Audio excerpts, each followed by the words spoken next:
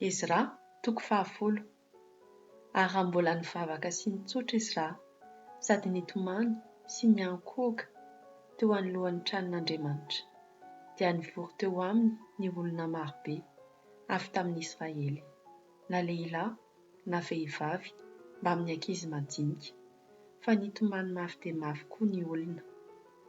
Dia namaly Sekania, zanaky Jehiela, isan'ny taranaky Elama, ka nanao tamin'ny Ezra hoe: izahay efa nanao izay mahadiso amin'Andriamanitsika, fa efa naka vehivavy hafa firenena avy tamin'ny tompon-tany ho vadinay, nefa mbola misy fanantenana ihany ho an'i Israely ny amin'izany zavatra izany. Koa aoka izahay hanao fanekena amin'Andriamanitsika hisaotra ny vady rehetra sy hanary izay naterana araka ny anatra nataonao, tompoko lahy, sy izay mangovitra noho ny didin'Andriamanitsika, ary aoka atao araka ny lalàna izany. Mitsangana, fahadidinao izany, ary indreto koa izahay eto aminao, dia matokia tsara ka ataovy izany. Dia nitsangana Ezra ka nampianiana ny lohan'ny mpisorona sy ny Levita ary ny Israely rehetra hanao araka izany teny izany, dia nianiana ireo. Dia nitsangana niala teo anoloan'ny tranon'Andriamanitra Ezra, ka nakany amin'ny efitrano nitoeran'ny Joanana, zanaky Eliasiba, ary noho ny tafiditra tao izy, dia tsy mba nihinan-kanina na nisotro rano, fa nalahelo izy noho ny fahadisoan'ny olona izay efa niverina avy tamin'ny fahababoana. Dia nandefa teny eran'i Joda sy Jerosalema ireo ho any amin'ny olona rehetra izay efa niverina avy tamin'ny fahababoana mba hivory any Jerosalema.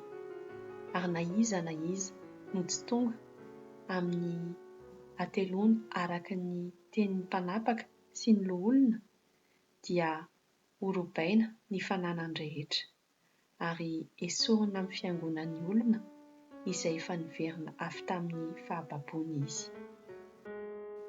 Ary nohony tamin'ny andro fahatelo dia vory tany Jerosalema ny lehilahy rehetra tamin'ny Joda sy ny Benjamina, dia tamin'ny andro 20 tamin'ny volana 9, ary nipetraka teo ankahalalahana akaiky ny tranon'Andriamanitra ny olona rehetra, ka nangovitra noho izany zavatra izany sy noho ny ranorana be. Dia nitsangana Ezra mpisorona ka nanao taminy hoe: ianareo efa nanao izay mahadiso, satria naka vehivavy hafa firenena ho vadinareo, ka nampitombo ny fahadisoan'i Israely. Koa mitsora amin'Andriamanitra, Andriamanitra ny razanareo, ka ataovy ny sitrapony, ary misarà amin'ny olona tompon-tany sy ny vehivavy hafa firenena.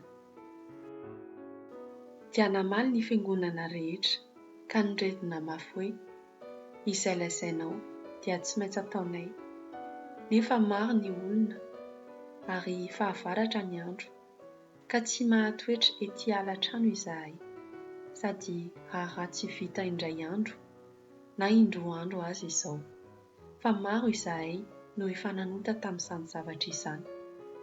Koa aoka ny mpanapaka anay no hitoetra eto ho solon'ny fiangonana rehetra, ary ny olona rehetra any amin'ny tanànantsika avy izay efa naka vehivavy hafa firenena ho vadiny no aoka hankaty amin'izay fotoan'andro atao, ary hiaraka aminy koa ny loholon'ny isan-tanàna sy ny mpitsara ao mandra-pahavitan'izany raharaha izany, sy ny hialan'ny fieretany fahatezeran'Andriamanitsika amintsika.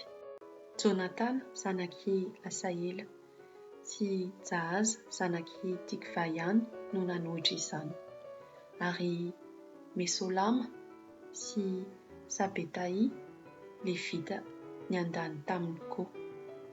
Fa ny olona izay efa niverina avy tamin'ny fahababoana kosa dia nanaraka izany, ary voatokana Ezra mpisorona sy ny sasany amin'ny lohan'ny fianakaviana araka ny fianakaviany avy, sady samy efa notononina anarana dia nipetraka andinik'izany raharaha izany tamin'ny andro voalohany tamin'ny volana 10.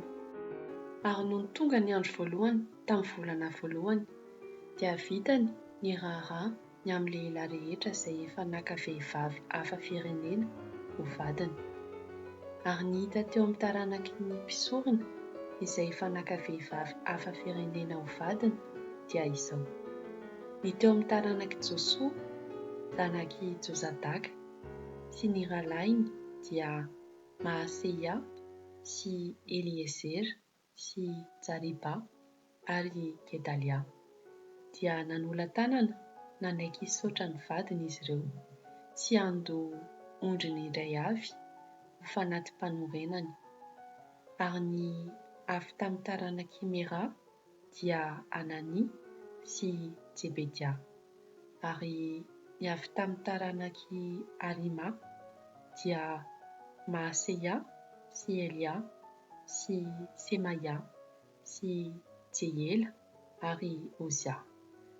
Ary ny avy tamin'ny taranaky Pasora dia Elionei sy Maaseia sy Ismaela sy Netaniela sy Jozabada ary Elasa.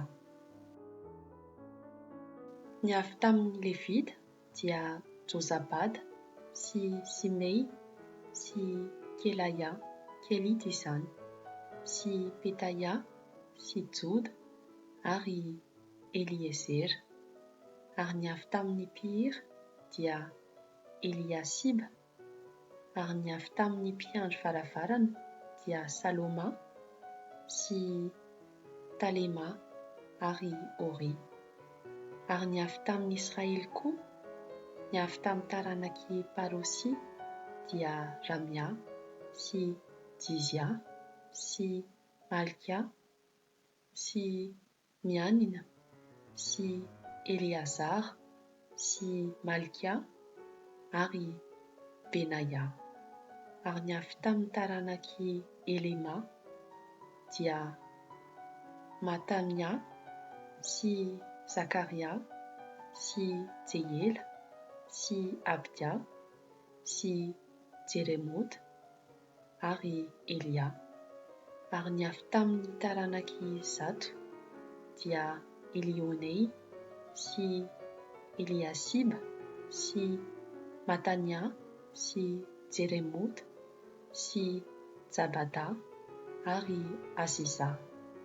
Ary ny avy tamin'ny taranaky Bebai dia Joanana sy Anania sy Jabai sy Atlai.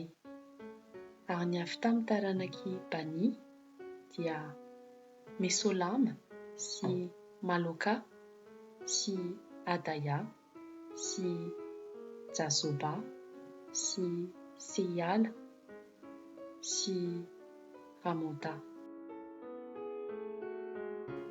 Ary ny avy tamin'ny taranaky Pahata-Moaba dia Adna sy Kelala sy Benaia sy Maaseia sy Matania sy Bezalila sy Binoi ary Manase. Ary ny avy tamin'ny taranaky Arima dia Eliezera sy Jisia sy Malkia sy Semaia sy Simeona sy Benjamina sy Maloka ary Semaria. Ny avy tamin'ny taranaky Asoma dia Matenai sy Matata sy Zabada sy Elifeleta sy Jeremai sy Manase ary Simei. Ny avy tamin'ny taranaky Bani dia Mandai sy Amrama sy Oela sy Benaia sy Bedeia sy Keloo sy Vania, sy Meremota, sy Eliasiba, sy Matania, sy Matenay, sy Jasao, sy Bani, sy Binoi, sy Simei, sy Silemia, sy Natana, sy Adaya, sy Maknadebay, sy Sasay, sy Saray, sy Azarela, sy Selemia, sy Semaria, sy Saloma, sy Amaria ary Josefa. Ny avy tamin'ny taranaky Nebo dia Jehela, sy Matitia, sy Zabada, sy Zebina, sy Jadao, sy Joela ary Benaya. Ireny rehetra ireny no samy fanaka vehivavy hafa firenena ho vadiny avokoa, sady efa niteraka ny vehivavy sasany tamin'ireny.